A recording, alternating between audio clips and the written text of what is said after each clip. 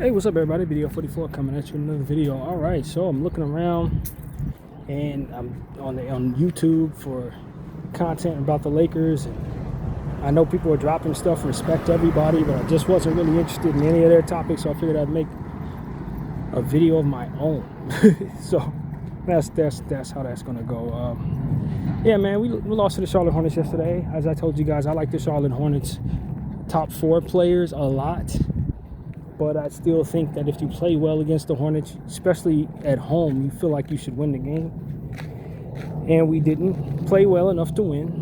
And, there were some things about that game that were encouraging. Our turnover situation, I thought, was good.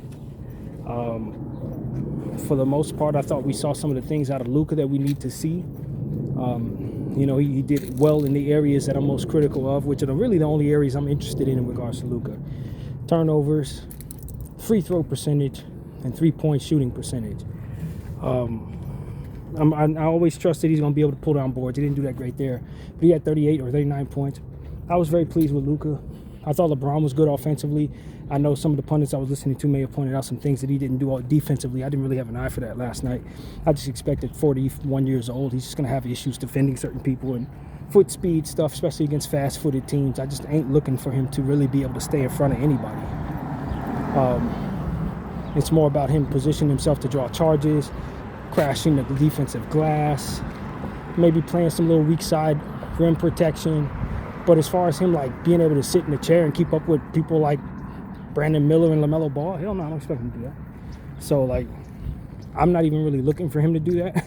I'm expecting that he's going to have to catch up to people who are speeding past him, and more so not focusing on him keeping up with those people. So yeah, that's just kind of how I look at it. I never looked at LeBron James as a great defensive player, really, even though he had that 1 year he was good defensively. Hey buddy, what's up? I didn't think that he was ever somebody that really excelled on the defensive end the same way he excelled on the offensive end. That's where a guy like Michael Jordan is separate with him. Michael Jordan was a great defensive player every year and a great offensive player every year. LeBron, he tends to pick and choose his spots on the offensive end, on the defensive end, and exert the majority of his greatness on the offensive end, in my opinion. So I just don't judge him defensively like that, not really. I know in specific plays, especially down the stretch in a half-court setting, he can be a great defender. But for 48 minutes, I just don't think he's that guy. That's not who he's been, in my opinion. But for 1 season with the Heat, other than that, never. So for me, it's just okay, well, see, what did he do on the offensive end? And I thought he was very aggressive on the offensive end. I thought that, he gave us what we needed. And he's been giving us what we needed since he kind of got in shape over the last 2 weeks. I don't think he's had too many bad games at all, to be honest. I really don't. I think he's been one of the best players on the floor consistently for the past 2 weeks. But we still just haven't been winning games. And this is frustrating. It's frustrating. So, you want to see the Lakers get over the hump against anybody, but especially against teams that you don't expect to make the playoffs. And so for us to be losing to 2 playoff sub-500 teams 2 games in a row, it's pretty damn frustrating. And I got to take that back because that Atlanta game did find itself slapped in there somewhere, right?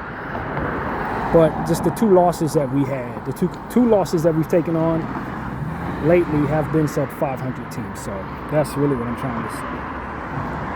But it's a lot of talk about what the Lakers need to do to improve their team and, trade rumors and stuff like that. And, I gave you guys a bit of what my understanding is of what the Lakers are trying to do versus what I think they probably should be doing. And, it's, I hear there's mutual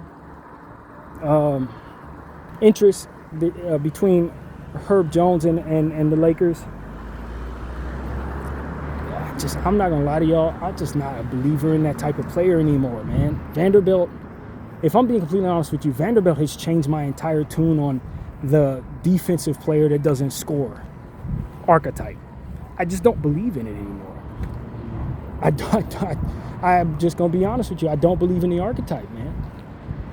I personally, and I don't really like DeAndre Hunter like that. I really don't. But if I had to choose between the two right now, I would take DeAndre Hunter over Herb Jones.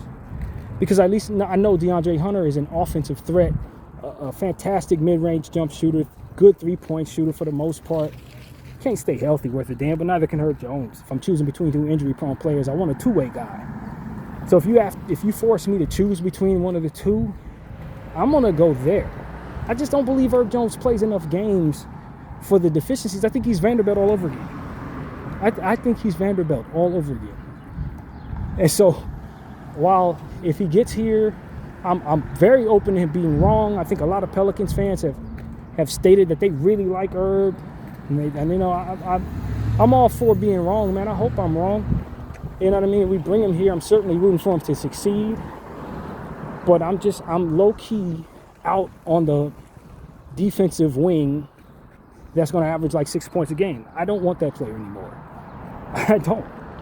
I would rather have the offensive player that can't defend than the defensive player that can't score in 2026, specifically in this era. And so the problem is we probably have that player several times over. Dalton Knecht, Rui Hachimura, we got the guy at the wing who can't defend. So I don't think you want too many of those players relying on one another, because then you end up missing the playoffs, but you average like 125 points, but you give up 130. So, you know, leaning too far into one direction or another is definitely bad either way. But if we're not aiming to help ourselves to two-way talent, I don't think we're going to actually find a solution. And if you triple down and quadruple down on these defensive guys that can't score, you're going to have some real bad lulls out there, and it's still going to equate to you losing probably the same damn games that you would have lost. Yeah, that's the thing to me. Marcus Smart, as I said before the Hornets game, I say the same thing after the Hornets game. I just don't think he's a starter, man. He's a nice role player. If he's your 10th, 11th guy in 2026, you feel great about that. You want him on the floor for key situations. He's definitely going to give you something if you can just harness what he is positively and sit him when necessary to assure he's not hurting you. And that's where he's at in his career, in my opinion. He's a veteran role guy who can be a positive if slotted properly. But if you have to ask him to do too much, or you choose to ask him to do too much, you're going to suck. That's just, I don't know how else to put it. His decision making is subpar a good portion of the time. He's going to throw the ball away in inexplicable, stupid ways, man. And he's going to grift sometimes, drawing offensive fouls at times. He's going to go 3-4-11 from behind the arc. I mean, if you have enough smart players, fluid, two-way guys around him,